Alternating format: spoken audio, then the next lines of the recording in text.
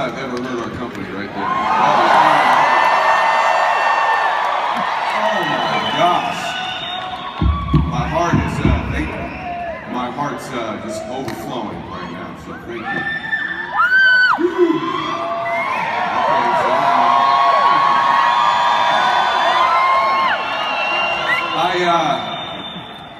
so we're such an amazing company, man. You forget what everybody said. Just can't you kind of feel it? It's such a good place. This is where you can spend your life. You travel the world with us. Raise your family here, your grandchildren. We're just a wonderful place. There's nowhere like it in the world. Nowhere like it in the world. So hey, it's been an amazing convention, hasn't it? It's the speakers, the best I've ever heard here. Speakers I've ever, a couple surprises with old Uncle G, that was fun, wasn't it? And it's been an amazing convention. WFG, the best of it you've seen here. I'm so proud of everybody who spoke. Don't you feel like everybody was different, but everybody just kind of kicked in their little way of doing things, just added a little piece to the puzzle to make this a perfect meeting for you. Let's thank all those speakers. Yes. All wonderful. And that's, see, what I want you to know is we're looking for leaders. Our strength is what you saw here. See, the rest of the world's so divided right now, isn't it? You turn on a television, my God, what's going on in the world? You come here and we're unified. Yeah. Our strength is our diversity. You see Latino leaders, Vietnamese leaders, Black leaders, Hispanic. You see, I think Hispanic and Latino is probably similar, but you see men and women, you see Christian and Jews, you see Muslims, you see Hindus. That's our strength, and we're looking for more folks like that. We had our first African American female CEO.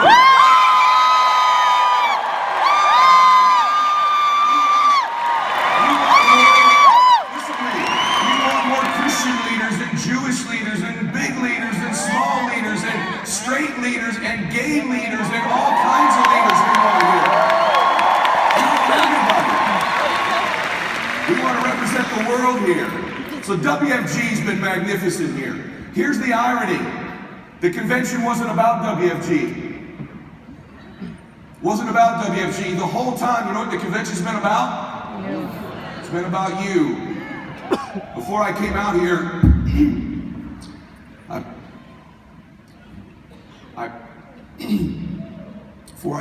I prayed to my Father in heaven that He would give me some words that would touch you in such a way that the best version of you leaves this building, that whatever the decisions are that you need to make will be made. I've invited Him to be with me during this talk. I want you to know that. And I've invited my guardian higher angels, the people in my life who have passed away. I had a little conversation with them backstage, and I said, please be with me so that they help me give my best to you here today. If you're a person of faith, and it's okay that you're not, but I'd hate for us to have this conversation, me and you, for the next hour or so, and the most important people not be here with you, because this is just me and you. In fact, I hope as I talk, you stop hearing me. If you do this with me, if you just invite your God to join you, this whole arena goes away, and He's sitting there with you right now. He has His hands on you. You can feel Him. If there's someone who's passed away in your life who was that person who always believed in you, woo, since you were a little girl or a little boy, invite them here to join you. And I want you to all sit together. I hope that they whisper words of wisdom in your ear, and strength and faith and belief as we spend this time together. If you're not a person of faith, I hope you'll honor their memory with your thoughts over this next hour.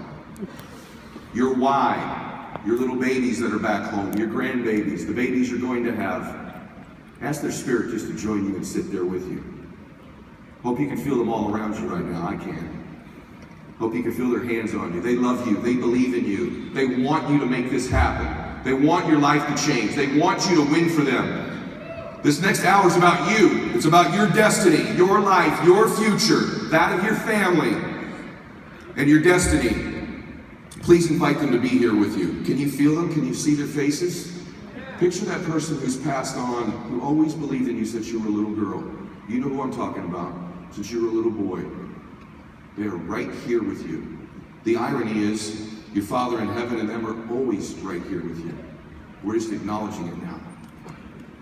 And so let's have a great conversation together. See, once and for all, it's really interesting. Once and for all, you can find out what you're capable of. Once and for all, you can find out if you're capable of becoming this man or woman you always dreamed about. Once and for all, you can do this here. I hope right now you're kind of getting those feelings I described the other night, those butterflies, that hope, that fear, like, can I do it? Like that football Friday night feeling before a game, that anticipation. See, what you should feel right now is alive.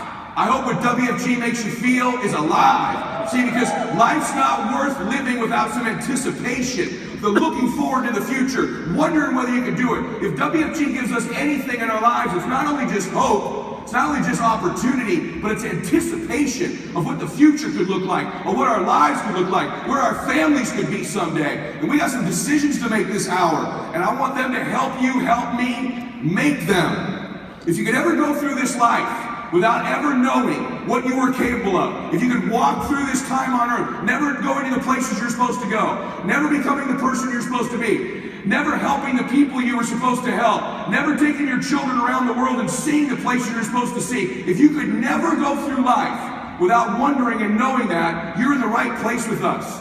We are the greatest business opportunity in the world today. Amen? Is that right? Yeah. See, in your life, you're going to get what you tolerate. Stop tolerating for these people who have believed in you all your life, an inferior life for you. Stop allowing God to bless you and give you all this giftedness and opportunity and settle and tolerate less. For those babies that are sitting here with you, your children and grandchildren, stop being willing to tolerate less for them. Don't tolerate it anymore. Yeah, you got to give it your best, but it starts making a decision that this is over. I don't tolerate this life anymore. Pretty good's not good enough for my family. Pretty good's not good enough for my grandmother. Pretty good's not good enough for my grandpa, my parents, my future children. Pretty good ain't going to get it done for this family. Now, I hope you hear them whispering to you, he's right. You can do this. You're great. You're special. You were born for a reason. I hope you can feel that. Life's going to give you ultimately what you'll fight for. See, how many of you have children? Raise your hands. Me too. I got Max and Bella at home. You ever notice when you go to a Little League game when they were playing their sport, how there's all those kids on the field, but who do you see? You see yours. It's almost like the other kids are barely there. You're like, yeah, they're cute kids. Where's mine? Right? Don't you do that? Or you go to a play at Christmas time, the Christmas pageant for your daughter or your son, and all the kids are up there singing. Who are you watching sing the whole time? Your little baby. And how much you hope and believe their life is going to be special and great, and you want them to be happy and fulfilled and confident, don't you? Yes? Yes. I'm going to give you a secret. Your kids look at you like that. Your children look at you. All they see is you. They don't see the other parents. They don't see the other people. They look at you. They want you to be happy, you to be special, you to live your dreams. They want that for you. In fact, they want it more, because what you do opens the gates for them in their minds to think about what they can do. So you have an even bigger responsibility. You can't tolerate it. See, you can't go to your children and say you can be whatever you want. Because what if they look back at you and say, well, Daddy, if I can be whatever I want, if I can do anything, how come you haven't? How come you and Mommy haven't? You don't want them to think that about you. We've all gotten to an age, haven't we, in our lives where we figured out we love our parents dearly. But we figured out who they are, haven't we? Good, bad, and indifferent. Your children are going to figure out who you are. They're going to grow to an age where they know. Maybe they already have. And you know what? This is your shot to change it. They're always going to love you, but they can be proud of you. Your kids are going to have heroes. Why not that hero be you? At any age you could turn that around. At any time you could turn that around.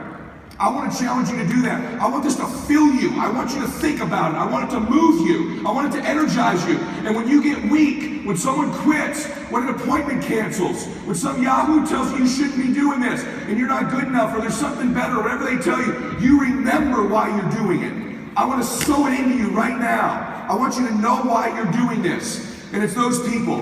Life will only give you what you'll fight for. I'm going to tell you a story. I told it only one other time.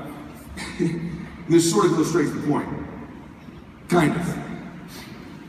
My dad, how many of you have a dad that's kind of a dog? Like he's a dude. Any got dads like that? My dad's an intense dude. My dad's struggling with another bout of cancer right now. He's not the same guy that I grew up with, but I'm one of those guys. I've seen my dad in a couple scrapes. You know what I'm talking about? How many of you know what I'm talking about? I got one of those dads. My dad's a tough dude. My dad was a hockey player. When I was a little boy, I was little Eddie. I'm Eddie the Third, by the way. My grandfather's Edward, my dad's Edward, I'm Edward. So I was little Eddie, Eddie the Third. Kids at school called me Eddie Spaghetti. That wasn't fun. Say, Eddie Spaghetti, your meatballs are ready. That's what they would say. That's how they tease me. Eddie Spaghetti. And the jerk that started this lived right next door to me. Little Ray Ray. This little punk. So, there's little Eddie and there's Ray Ray. Why is he Ray Ray? Because his dad's Big Ray. We lived in Weymouth, Massachusetts at the time. They're wooing, but they wouldn't want to retire there. Let's put it that way. That is not Laguna Beach, is it, everybody? So my house is the same exact house as Ray Ray's. Except you know how track houses are, they just flip them. So it was his house, my house in reverse. So we shared a driveway, their porch, their stairs to their house was here, mine was there. So when they're eating dinner, I could hear all their conversations, they could hear all ours. And Ray Ray's the one who started, Eddie Spaghetti, your meatballs are ready. And I didn't like it. And he used to kind of mess with me. He figured out I was kind of soft. You know, you kind of figure it out, like we were playing football in the street, he kind of whacked me and I wouldn't whack him back. You know those kind of things little kids do to figure it out? He was the stud, I was the weak kid. He figured it out. He was big, I was little Eddie. Literally little Eddie. Really small. And so Ray Ray used to kind of slap me around a little bit. And one day, we got a little scrape behind the cars at the driveway. And Ray Ray kicked my ass pretty good. Pretty damn good. To the point where I ran away from him crying. Maybe you can relate to this. And I ran into the house, and my mom was on the porch. Oh my gosh, what happened? Mama, Ray Ray, he slapped me, punched me in the face. Oh, come here, sweetheart. Remember? Come here, baby. We're in the kitchen, and she's hugging me. It's okay, he's a bad boy. His daddy's been in jail like 3 times. We're not that kind of family. They're mean, man. He's a bad man. I go, Mommy, he's a bad man. They're bad people. And I can hear. Here comes Big Ed down the hallway. I can hear him. I'm thinking he's going to give me a big hug too, right? What the hell's going on in here?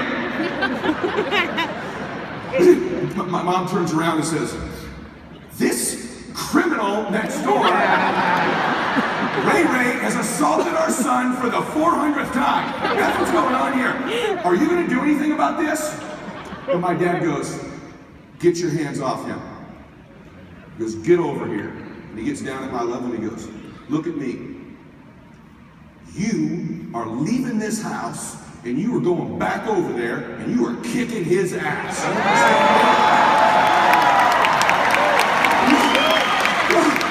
Yeah, he always kicks my butt. He said, you don't come back in this house until you kick his ass. My mom, hey, what are you doing? Debbie, stop it. I know what I'm doing here. Don't come back here until you beat him up. You understand me? Huh? Okay, Daddy. And I walk out of the door. And I walk over to their porch, which is like 3 steps from ours. My dad's behind the screen. I see him in the kitchen behind our screen with my mom. My mom's crying. My dad's like, I got this. Right? And I knock on the door, their screen, and Big Ray all tatted up, no shirt on. He's through the screen. What's up, Eddie? He said, Big Ray, my dad says I have to come over here and kick Ray Ray's ass so I can't come home for dinner. So, and Big Ray goes, I like that kind of party. Let's get it. I'm serious. I hear him at the door. Ray Ray! Ray Ray! That's how he did. Ray Ray! Get over here! Little Ray, little bulldog comes running up. Right? He goes, hey, little Eddie wants another piece. And little Ray Ray goes, let's do this. We're walking down his stairs, and I could see my dad in the screen over here. I'm like, oh my God. And I'll never forget this. The two cars are there. My dad's Datsun V210 orange hatchback and his dad's green Pinto flank our estates right there in the driveway. Oil all over the driveway because Big Ray would change everything in the driveway. And we got up there and Big Ray goes, you get there, go. And Ray came at me. And by some force of sheer blessing from God, I got this little dude in a headlock, and I'm giving him, my dad used to give me noogies. Remember noogies? So I don't know how to hit him, but I'm noogieing the hell out of this kid. There's noogies! I'm ripping the hair off his damn head, I'm choking him. Noogies, I'm cutting back to the screams from my dad. I got him, Dad! I got him, Dad! And so finally, I'm noogieing this kid to death. Literally, can't breathe. And so finally, Ray's going, get him right, get him right. I'm hearing him go, get him right. I'm like, noogies. And I won't let him go. He's trying to swear. And I'm like, oh, and I slap him in the head. These little boys out there, right? And so finally, I kicked his ass. So, Big Ray stops it. Big Ray pulls us off each other and goes, Ray, we got you. Now shake his hand. And we shook hands. And I walked home, my dad's like, now get in here, let's make some spaghetti, let's do this, right? So proud of you. So, now I just want to tell you a couple things you need to know. Number one, that taught me life will give you what you'll fight for. That's really the point of the story. Now my mother, who heard me tell this story one of the times, she feels like I should also divulge another set of facts. I don't even know why this is relevant at all, but because my mom asked you, I will just, because this was I'll just tell you, I was 7, Ray was 4. I just want you to know that.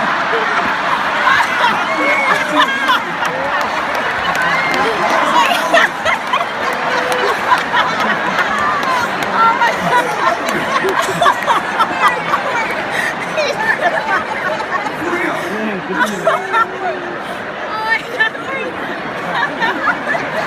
That's true. Little 7-year-old kicking a 4-year-old's butt with noodles in the driveway. But hey, listen to me. You all got some Rays in your life. Yes. Stuff you make much bigger and more difficult and more powerful than it is that can defeat you. In hindsight, I was damn 7 years old. This kid was practically in diapers still. Of course I could kick his butt, right? So hey, maybe you can relate to that. You got something in your life like that.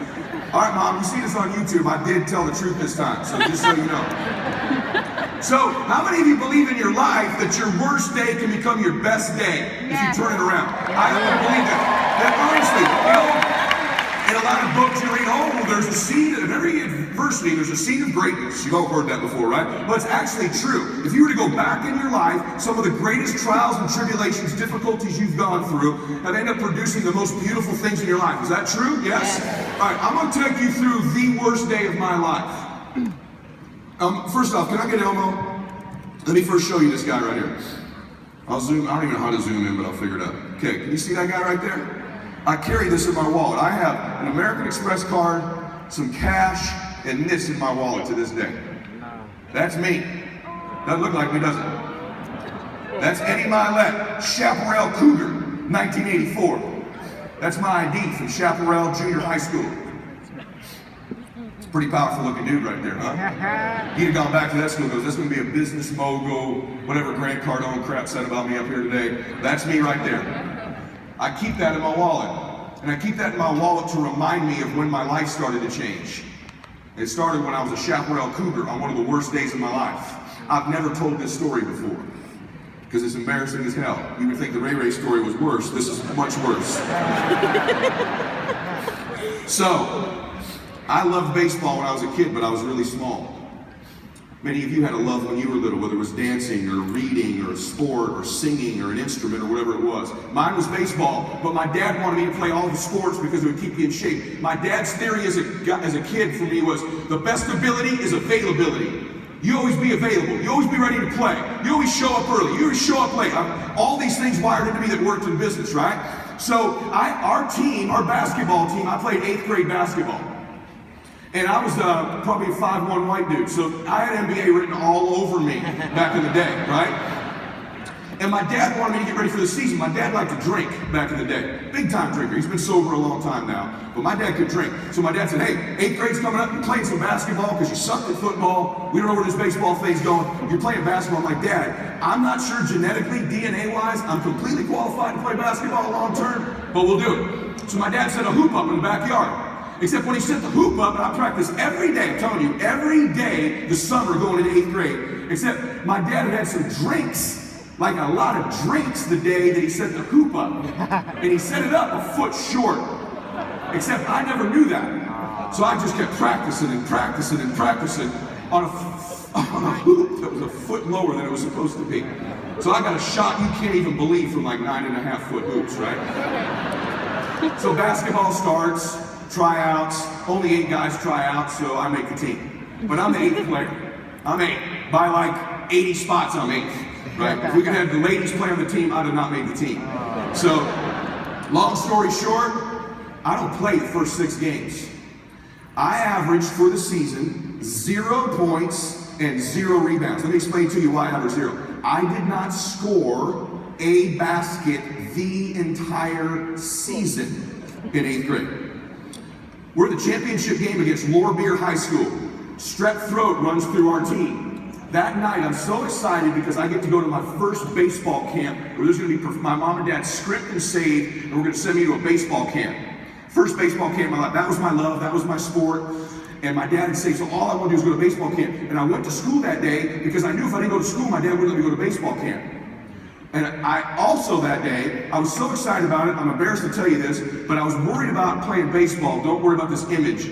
But I was worried that I didn't know how to put my jock strap on correctly. So I went to school that day because baseball camp, my dad was going to make it over for it. So I had my dad show me how to put the jock. So I have no underwear on. I'm wearing a literal jock strap like our chaps with your butt cheeks hanging out the back. If you ladies don't know what I'm talking about, okay? So it's like not a pretty thing. I wore that under my school clothes that day because of the baseball camp. Anyway, 6th period comes along, it's PE. I don't go to PE because I got strep throat. And my dad calls the school, he says, hey, your mom's telling me you're skipping a basketball game. It's the championship. I'm like, well, Dad, I got strep throat. He goes, you don't get to go to baseball camp if you don't go to the damn finals of the basketball game. The best ability is availability. Can you picture my dad, right?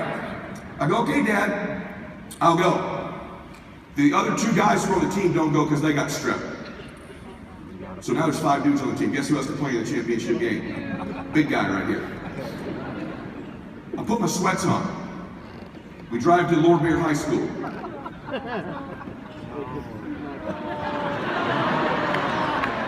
Packed house. Our school, their school, cheerleaders, the band. I haven't scored all year. I never even really played. Everybody takes off the jumpsuits. I take off my jumpsuit, run out, get into the layup line. I'm in the layup line. It's a little chilly, but I'm still in the layup line. I run in the layup line. I run through, I get my first pass. Boom, break the first layup. I'm running by, I'm hearing everybody laughing. And then my guys are like, oh my God! Hey! And I'm like, what's up? And I look down, and I have my shirt on my children, my shirt on, and my jock strap, and tennis shoes and socks. That's my name. In the layup line. Dead true story. Picture that. Shoes, socks, jock strap, tank top. Break the first layup. And it was like, and I can hear the whole, wow! Everyone's, look at this guy! Oh my God!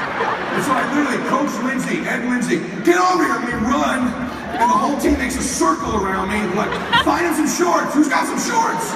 They find some shorts in the bag, and I put the damn shorts on. Can you imagine the terror of a little boy? The whole school saw it. The whole Chaparral Cougar school saw my ass in a jock strap. So I went the whole game, scored 0 points. I got fouled with 2 seconds left in the game. We're down by 1. I got 2 free throws. I can't get my damn mind off the jock strap horror film that took place about an hour ago. So on top of the jock strap, I airball the first free throw, and I break the second one, and we lose the junior high championship on top of it. Oh, I thought I was gonna make it. was a bad day, man. Bad day. Right? It's like something you would dream about that would literally actually never happen. To this day, you guys, I have nightmares when I'm at the gym. I always check, I always look at it. I swear to you, middle of workouts, I'm like, okay, all right, I'm always afraid. Why do I tell you that story? Because I'm about to tell you something that's going to change your life. That night, I went to baseball camp. The worst day of my life became one of the best days of my life. People ask me all the time, how do you think you became sort of a relatively confident guy with this great upbringing you had? Because I had a strong dad. And every time in my life that's come along, when there's a mentor that showed up, someone better than me that's ahead, God put him in my life and I took advantage of it. Whether that was Rich Thawley or Tony Robbins or various other people in my life. And this one man altered the direction of my life. I'm going to tell you about it. I went to baseball camp that night. And it was called Angel Country Baseball Camp. And I used to bat like this, with the bat really flat, like this. Kind of just like this. Pitch would come in, boom, the bat was flat. And the reason I did that is my hero for the Angels is a guy named Rod Carew. I mean, you know who Rod Carew is. You don't know what many of you know. In fact, let's just play that first video just so you know who Rod Carew is. Show them the pictures of Rod and play that video real quick. Just the first video. I just want you to know who he is first. If you guys can play it back there. Rod Carew lined, chopped, and butted his way to 3. I never cried before like I've cried during this journey that I've just been on. It's a journey that began early one morning almost 2 years ago when Rod Carew was on the golf course all by himself near his home in Southern California. As I was putting my club back in my bag, I felt like I had an indigestion burn. Then my hands got clammy. And I backed my cart up to the clubhouse, and I'm glad that I was on hole number 1. What if, Rod, you were on hole number 2, 3, or 9, and this happened? I'm dead. I'm gone. I hear people say, well, it's my time to go. And I felt the opposite. I felt I still had work to do. The work he still had to do, Carew says, was working in patient advocacy, something he'd done for 20 years with a focus on sick kids.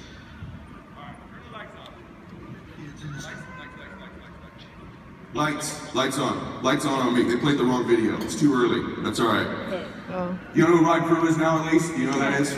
All right. You guys get ready. You're going to play that again in a minute. Rod Carew is a Hall of Fame baseball player. They played the wrong video. Hall of Fame baseball player, one of the greatest hitters of all time. And I'm in the cage. I'm hitting like this. And behind me, I hear a man say, "Who's the little lefty? Who's the little lefty?" And they go, "Oh, that's little Eddie." And I hear him talking, and I hit another one, lined right up the middle. Lined right up the middle. Now, all I'm thinking about is what had happened to me that day. I'm still wearing the same jockstrap, by the way. Lined right up the middle. Just one of those dream moments, right? And the guy goes, "I like this kid's swing." And I look and I turn to the batting cage, and guess who's standing there? Rod Carew, number 29. And he goes, "Hey, kid, where'd you learn to hit like that?" I said, "Oh my God." I said, "I learned by watching you." He goes, "Let's hit a few more." Then he stood, the great Rod Carew. Stood right there, he goes, "Let's hit a few more." He goes, "I like your swing." He goes, "Flatten the bat out a little bit. Spread your right foot out, open your toe." I'm going, "That's Rod Carew." And he goes, "You're good. You're really good. I think you could be a great player someday." And he didn't stop at that. He said, "In fact, would you like me to work with you?" I went, "Yes." He goes, "Well, here's what I do. When I'm in town on Tuesday nights, they come over to my cages and I work with about 5, 6 guys just like you. I'd love to work with you. Can you be there next Tuesday?" "Yes, sir. I can be there." And for the next 5 years of my life, my baseball mentor, my life mentor became Rod Carew. And I'd sit in the batting cage with Rod. I'd sit in the cage with Rod. And he'd tell me exactly what to do, but he goes, "You're out working everybody, buddy. You're going to do something great someday. With your work ethic, you're going to do something great. You're going to be a great college player." Every Tuesday he was in town, every Tuesday for years. And this man took this shy boy who had just had that experience in baseball over the next 5 years, constantly loved on me, constantly told me how great I was, constantly told me he believed it. And because of what a powerful example he was, when you have one of the 5 greatest hitters in the history of baseball tell you you're great, you believe it. And he didn't just make it about baseball, he made it about life, and what a good boy I was, and I got good grades, and I treated my parents well. And what I found out about Rod is he's one of these special souls that I was one of thousands and thousands of children that he took an interest in, which is why when I graduated college, my first job was at a group home working with kids. I wanted to be just like Rod when my baseball career ended. He poured belief into me, confidence. I started to walk different, think different. I thought I was special. The power of mentors in your life who love you and believe in you. And Rod did this over and over and over again. And then many years after I knew Rod, going to Elmo, his little daughter, this is how you sow seeds in your life. See, all these calls you're making, all the phone calls, all the contacts, they don't feel like it's paying off right now. But you're planting seeds like in the parable of the sower. The wind's going to get a few, the rain's going to get a few, the birds are going to get a few. But eventually there's a harvest in a way that you can't even imagine. And Rod, for years, in addition to being this great player, was a better man. And he sowed seeds into kids over and over and over. A wonderful soul. He's from Panama. He wasn't even born here. He's a beautiful man. And then many years after I knew them, his little girl, Michelle, I became very close with. Michelle was a little 5-year-old little girl that used to sit behind the cage with her mama and watch us every week. And when Michelle turned 16, she got leukemia. And she lost her battle with leukemia when she was 16. At the time, it was a national story. This is April 18th, 1996. You're about to get blown away. April 18th, 1996, my great mentor, the man who believed in me, that changed, how's a little dude like me end up playing baseball at that level? Because of that belief. How did I do well in business? Because right after Rod Carew came Rich Thawley and Tony Robbins, these people who believed in me. And so it says, Michelle Carew, the daughter of Baseball Hall of Famer Rod Carew, who waged a 7-year battle with leukemia that sparked international outpouring of support and a surge in pool, listen, of potential donors, died Wednesday morning. She was 18. Their family was destroyed. I want you to watch Rod's quote when it happened. This is 1996. I can't make this up. Although we have lost Michelle, we can take solace in the fact because of her, many lives have already been saved by the increase in marrow transplants performed in the week subsequent to our appeal because of donors. The usually taciturn Carew had pleaded for people across the country, this is 1996, to sign up as potential donors. Donors, remember that word, donors. When his daughter passes away, he turned it into a victory. Worst day of his life became the best day of his life. Donors, sowing seeds, doesn't know when you're going to harvest it. He saw how few African Americans and other minorities were registered for the National Donor Program. Within a few weeks, he began a public awareness campaign after her death. More than 70,000 calls for donors were generated. 2 million increase in donors were made across the country. That's absolutely awesome, said Carew. It's the initiative we've been waiting for. And then it shows you that the hospital's personnel sobbed and exchanged hugs during the news conference. He took the news conference of her death and turned it into a donor drive. After that, he started a foundation called the 29 Foundation after his baseball number. Are you ready for something miraculous? One of the little boys that Rod Carew mentored was a guy named Conrad Rowland. Conrad Rowland was an NFL football player eventually. Rod met him when he was a little boy, the same age when he met me. Conrad was the same age when he met me. And he took an interest in Conrad and believed in him. And Conrad went on to play for the Ravens and other NFL teams. He was in his off season, he was working out at the gym. Rod hadn't seen him in many, many years. He felt a click behind his right eye. He called his brother and said, I think something's wrong. His dad said, we feared it was an aneurysm. Are you ready? It's the little boy that Rod Carew mentored. At the same time that happened, Rod had a massive heart attack on a golf course and nearly died. At the same time, he nearly died. Thank God he was on the first hole and they were able to resuscitate him. And he was left with a few days to live. While Rod was in the hospital, Conrad passed away. Conrad donated a heart. Conrad was 29 years old. That heart saved Rod Carew's life. And he's still alive today. So, just so you know, you can play it, guys. You can play that video now. I want you to take a little look. Worst day of your life can be the best. plant seeds you don't know when they're going to harvest. Invest in people. Believe in people. Wait till you see this. Go ahead, guys. Can you play that video now? I hope. I never cried before like I've cried during this journey that I've just been on.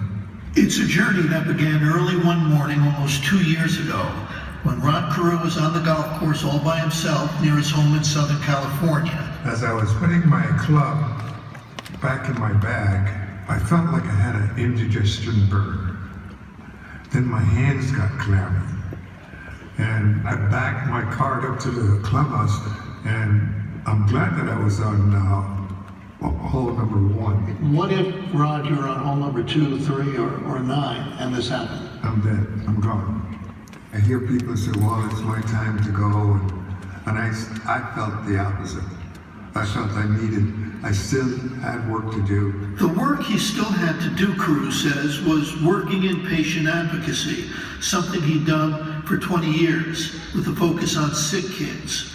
But Carew reached out to a lot of other kids in his community too, like a boy named Conrad Ruland, whom he met by chance one day while visiting a neighborhood school. He says, I met Rod Carew today. He was so excited, and he's a pro athlete. And I go, yeah, I know, I used to watch him play. And he says, I want to be a pro athlete. And he did. He did. Turns out, years later, Conrad Ruland and Rod Carew would come together again. He was electric in the bigs.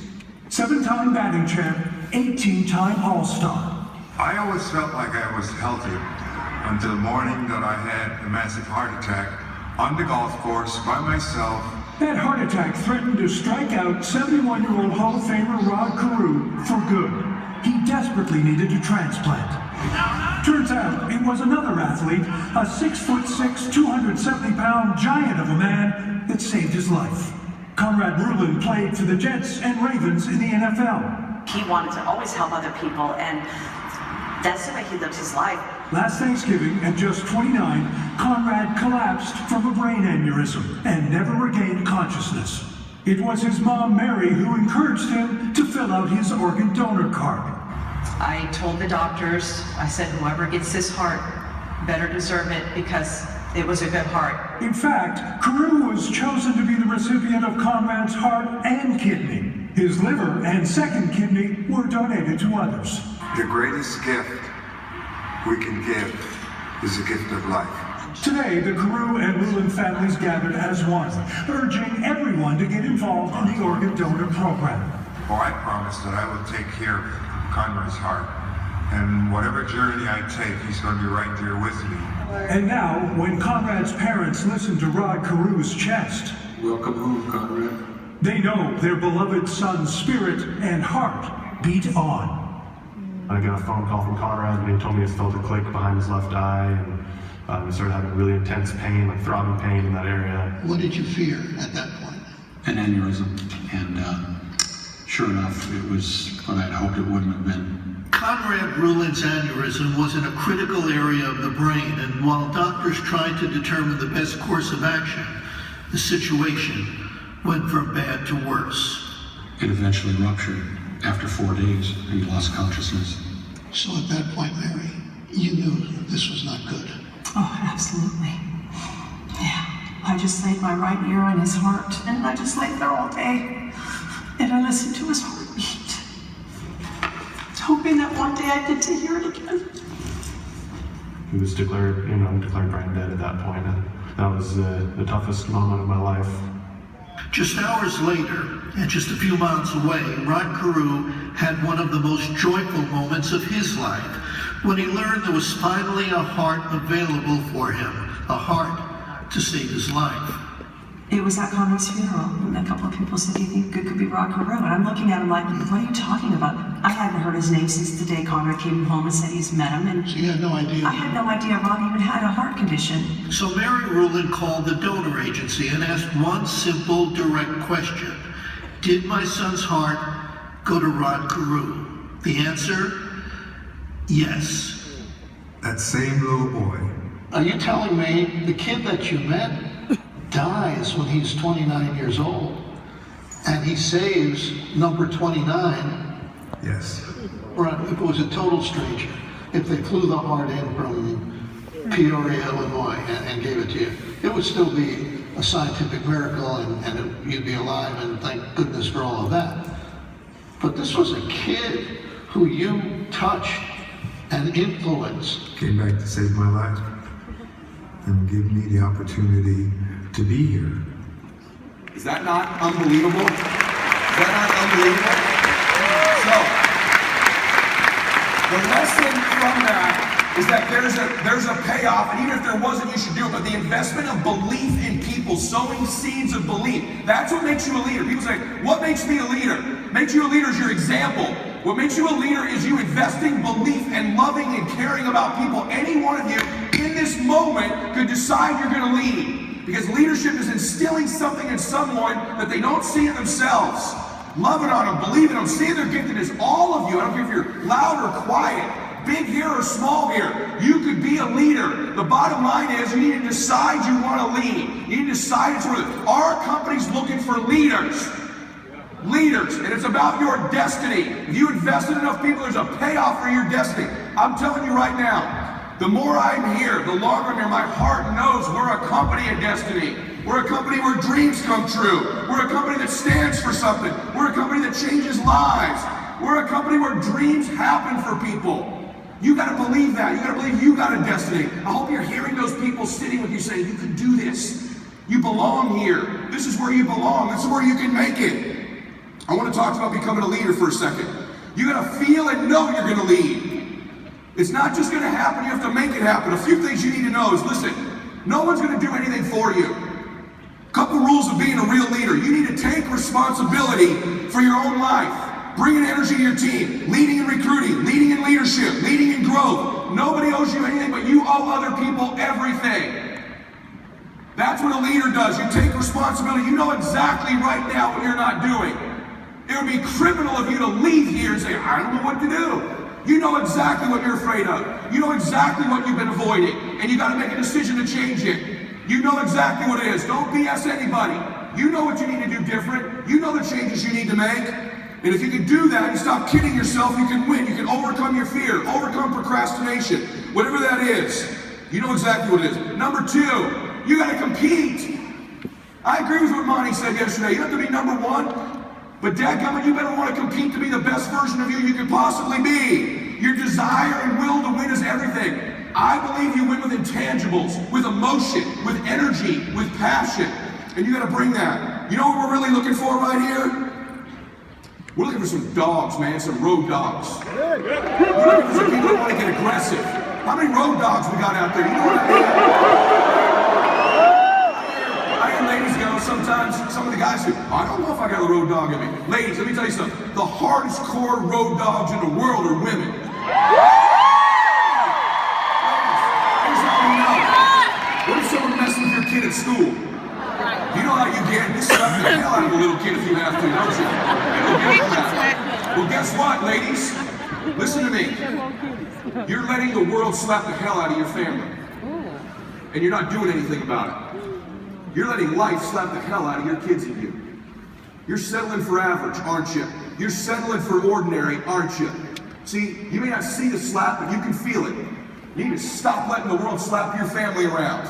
It's time that stops right now. You say, that's the end of this. This family wins now. I'm leading this family. Change happens now. Say yes. Yeah. You got to get intense. Stop worrying about what everybody thinks about you. You got to get focused. I mean, really, let me prove to you focus. How easy focus is. Do me a favor. Look around the room right now. See if everything you can see that's brown. Just look for brown. Brown, brown, brown. You got to find something that's brown. Brown, brown, brown, brown, brown. Hurry up. See it. See it. See it. You got some brown stuff? See any brown? Brown. It's hard to find brown in here, isn't it? Make some crap up. See some brown. Okay, close your eyes. Close your eyes. Do it. Close them. Close them. Tell me everything you see that's blue. Ah. Here's my guess. You saw more brown than blue. Open your eyes back up. Now look around the room and find everything blue in the room. Do you see more blue now? Yeah. Because guess what? We get what we're looking for. We filter out everything else in our life. You're going to get what you're looking for even if it doesn't even exist. even if it's not even there. If you're looking for negatives, if you're looking for setbacks, if you're looking to be looked over, you will find it even though it's not supposed to be there. But if you're looking for victory, for winning, for recruits, for people to change your life, for magic moments, you will find them if you're looking for them. I promise you that's true in life. True? Yeah. Since I met Ron, I've always looked for mentors, always looked for people to mentor me and grow me, and guess what? I find them because I'm looking for them. I always wanted big-time recruits like the Villalobos or the Charliers or the Olsons or players like that. Once I started looking for them, I found them. They were there all the time. How many of you would love a breakthrough? Yes. So I called in a favor. I'm about to change your life in this minute. So get ready. Actually, let me amend that. We are about to change your life in this minute. I'm delivering the message. I ain't changing your life. I'd love to change your life, I just can't. So we brought Uncle G in. Here's what we're real careful of. We don't bring in a lot of guest speakers, because quite frankly, the best speakers in the world are in this company. So we don't load our agenda with a bunch of speakers to fill time because we don't have anybody doing anything. We just can't do that, right? So we select who gets around this organization pretty careful. I've watched Cardona, got to know him now for a long time before I made the nod. Trust me, it's been about 7 years of him chasing. And I love the guy. I think he's awesome. I'm telling you right now, he's the best sales guy in the country. So we're probably going to format something with Grant here going forward. It's going to help you on your sales on a formatted closing system. And I'm excited about that. And by the way, it's a dream come true for Grant too. It's a partnership I'm super excited about putting together. However, having said that, we need an emotional, mental, physical, peak performance breakthrough for you, don't we? We need that. And so I was thinking, do I have any buddies who are good at breakthroughs?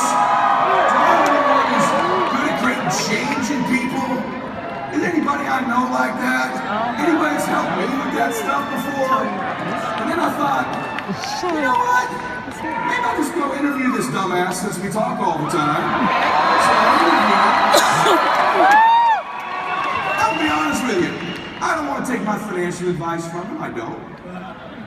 But my life, my peak performance advice, President of the United States, Oprah Winfrey, business leaders all over the world. There's one human being in this country.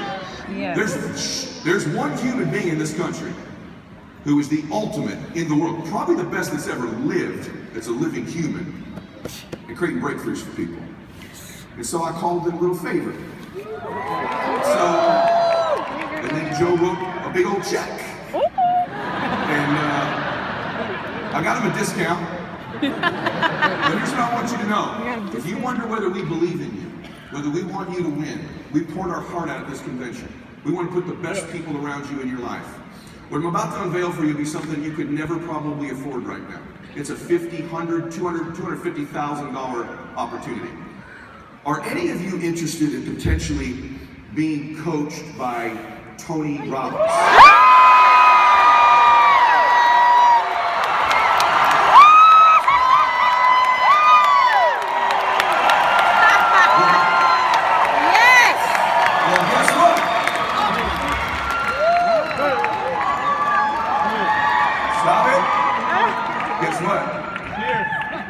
You gotta earn it.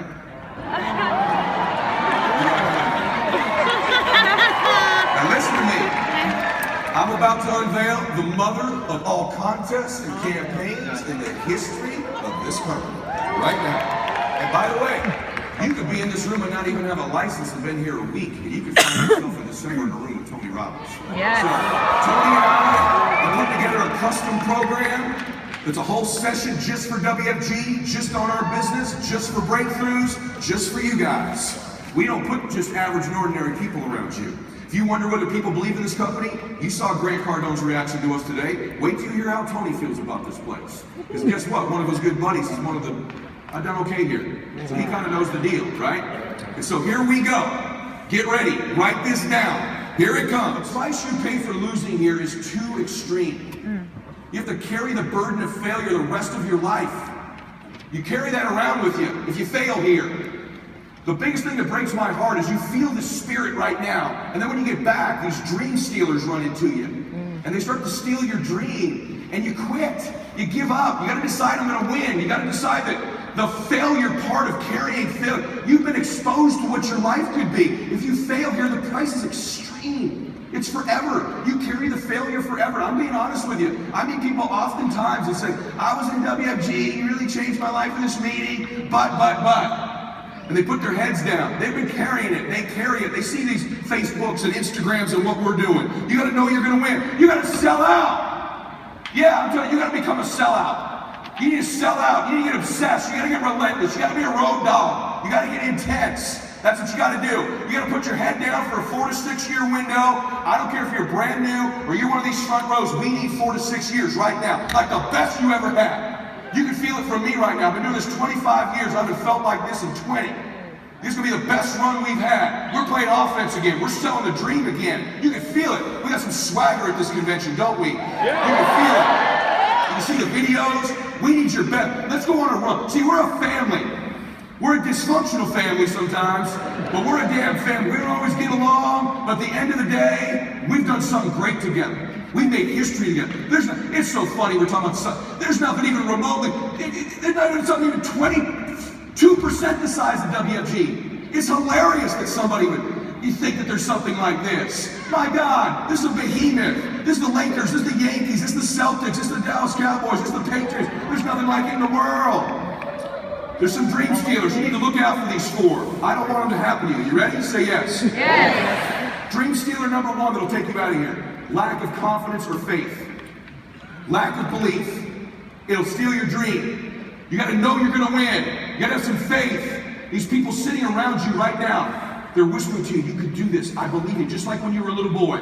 Just like when you were a little girl. They've always believed in you. They've always known you were going to do something special. They always knew you were great. You need to know it. You need to take that God that's sitting there with you and those precious souls that have passed, that have always believed in you, and you carry them with you everywhere. They're with you anyway. Acknowledge them. If you don't believe that, honor them. Honor God. Honor these people who believed in you with your magnificent life. Honor them. Don't give in to lack of belief, lack of confidence. Don't ever do that again. Don't do it in WFG or out of WFG. You were made to do something great. You're special. You're made in the image of God. Something awesome is supposed to happen for you. And those of you that have made something awesome happen, something even more awesome is supposed to happen for you. Number 2 thing that steals the dream, failure and setbacks. People quitting, chargebacks, flunking the exam. That's all going to happen. Just get ready. If you're an entrepreneur and you want to do something great, you're going to have false start after false start. False start after false start. Get it going, then you don't. Get it going, then you don't. Your group grows, then it shrinks. I'm telling you right now, just know that. You're going to make some money, then you're not. Being an entrepreneur, tons of false starts, tons of setbacks. But see, a guy like me, I knew someone was better than me. There's more talented people than me. Probably more talented than you. But like my dad said, the best ability is availability. You might outwork me for 30 days or 60 days or 90 days, but you ain't gonna beat me over a year. You can't outwork me over 2 years. You aren't gonna outwork me over 3 years. I'm gonna get you eventually. I'm a dripping damn faucet. I just keep coming at you. Just like you can be, right? Just like you can. I just keep coming. You might think I'm knocked out, I just keep coming. I'm too damn tough to give up. Most people half-ass half their life all the time.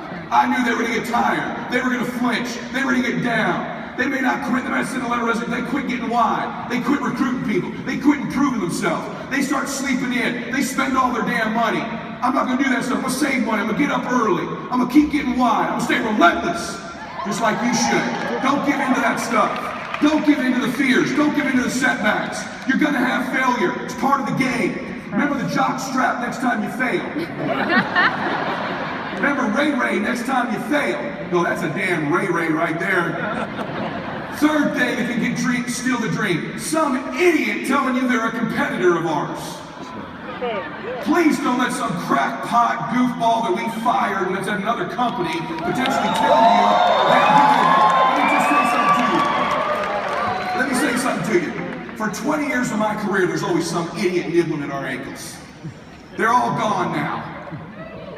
Many of them far more qualified than a couple goobers out there right now, trust me.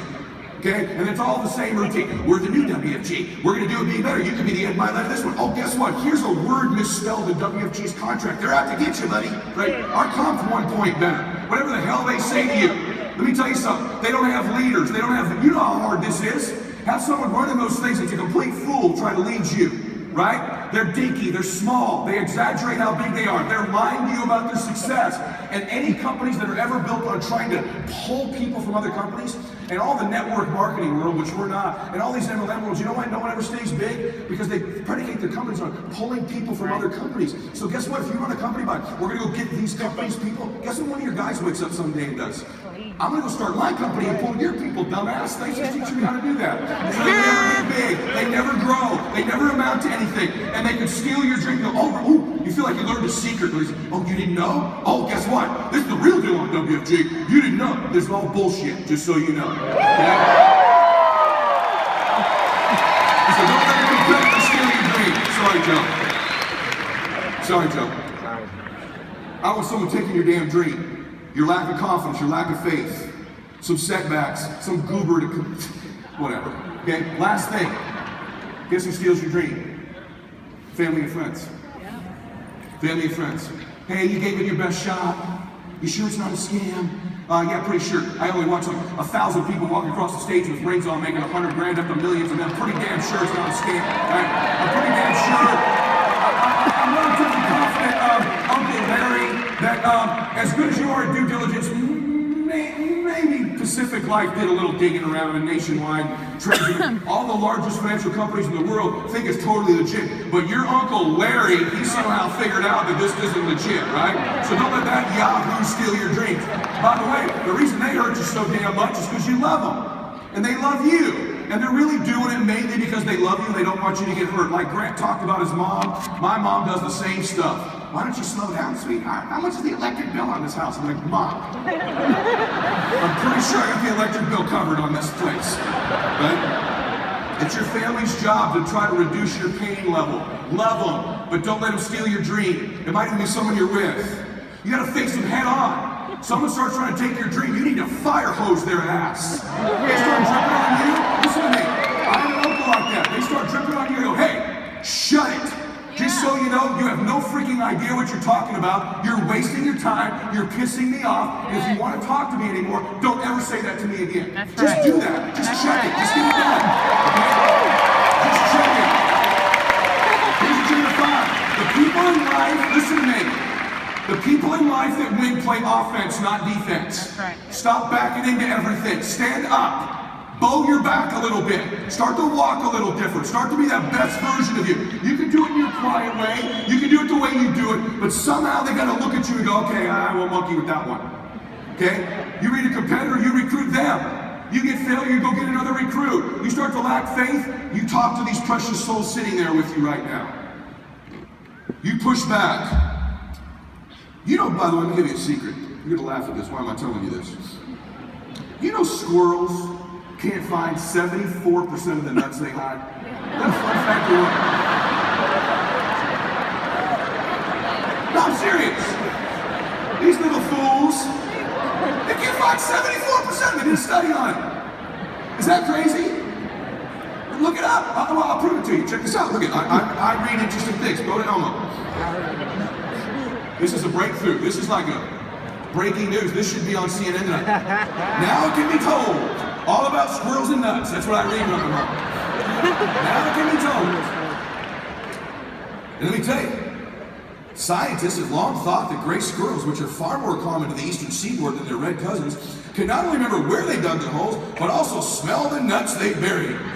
But they must not be too good at either skill, since studies show they fail to recover 74% of the nuts they buried. Right there. Why does that matter? Because you've been burying your dreams all your damn life. And guess what? You keep thinking you're waiting for the right time. When winter comes, you go find your little acorns, right? You think you're going to find them? Let me tell you something. You keep burying those dreams, the longer you wait, the harder they are to find. It's time you dig those things out right now and find them and put them right in front of you again and go chase them. Say you're with me on that. Jamie said it earlier, I said it, you absolutely can have it all here.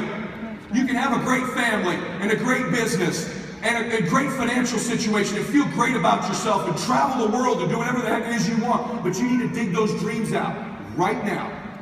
I want you to start picturing, what is it that you really want? Why are you really doing this? Really? Is it for any of those people sitting around you? Do you want to make any of them proud of you? Do you want to prove all of them they were right? Do you want to do wonderful things for your children?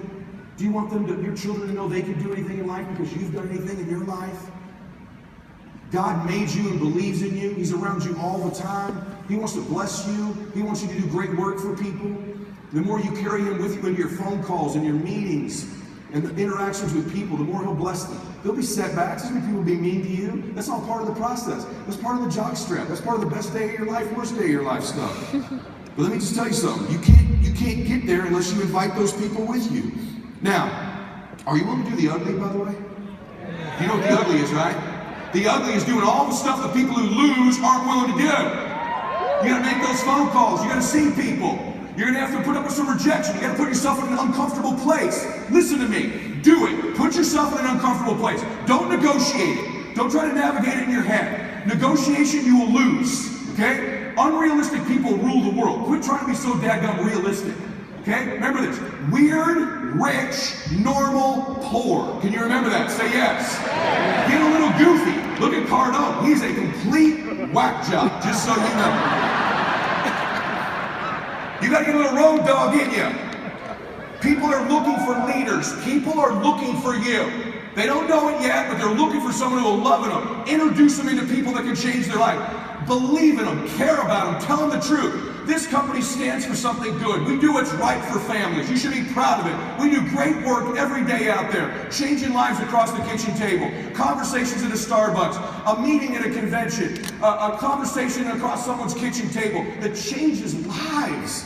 Every single time, it changes lives.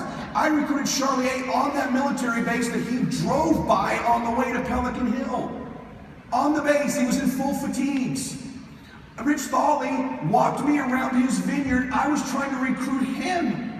He recruited me, thank God. And guess what? I found someone. I went, I'm not kidding you. I went, he's like God. He sees it. He's like my grandpa. He's like Papa. He sees me. He sees what I can be. He really cares about me. I want to be like him, and he cares about me. He was instantly my leader.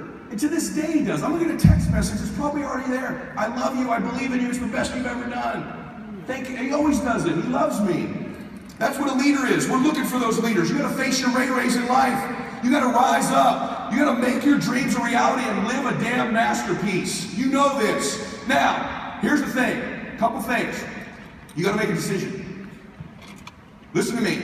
You got to make a decision. What's the decision? What's the thing you came here for? Now we're at the moment. The clock is ticking. People say all the time, hey, life is short.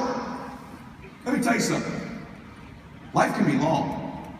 You bury your dreams, you quit this, life gets long. See, time's relative.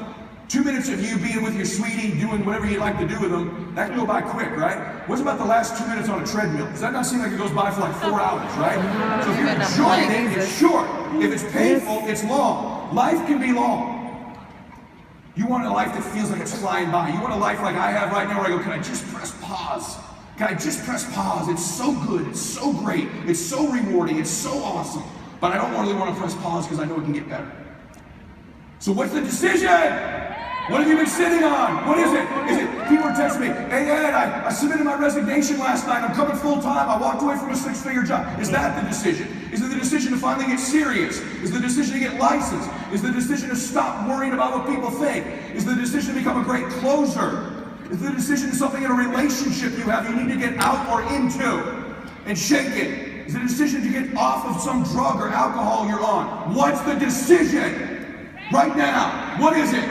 Be honest with yourself. What's the decision? You know what it is? It's sitting right in front of you. You knew it when you came in here, and now me and your family are bringing it back up. What's the decision? What have you been hesitating on? What are you afraid of? Face it. Right now, what do you need to decide? Is it getting aggressive? Is it believing in yourself? Is it reaching out to somebody? Is it a recruit you've missed? Is it coming full time? I don't know what it is for you. What's the decision? Maybe there's someone in your life that you need to get out of your life. Maybe there's someone you need in it. You need to tell them you love them and get them back in it. I don't know. But I know this. It's only a thought if you don't take an action. The difference between a thought and a decision is an action. So we know, and you know, you just decided, and you know what it is. You know what it is. You will have really decided if within this next hour you took some step towards it. Something.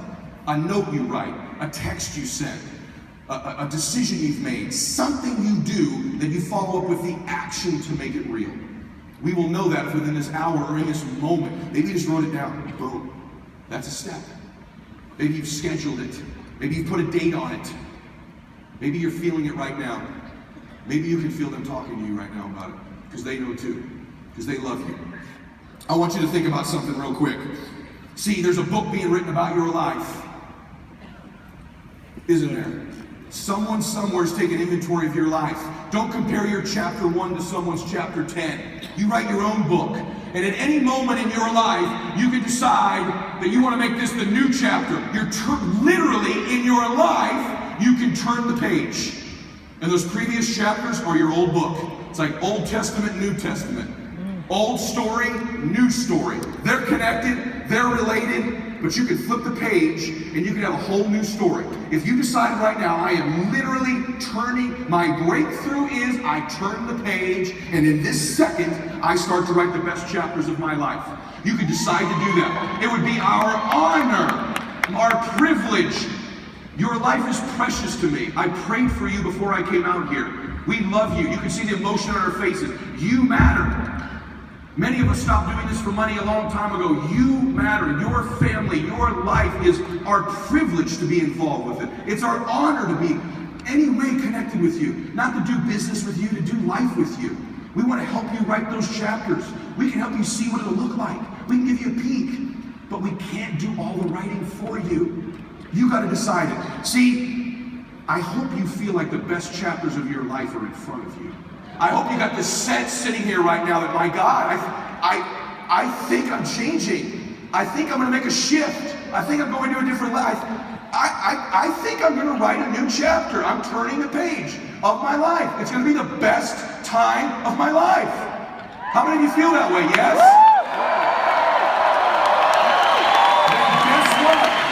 Then guess what? You've had a breakthrough. You had a breakthrough. That's why you came here, was to get to this second, this moment. Now, in that moment, listen close. Can you hear them? What are they telling you? What are they telling you? What are those people telling you? They love you. They believe in you. They're proud of you. They want you to honor them. They'll be with you all the way.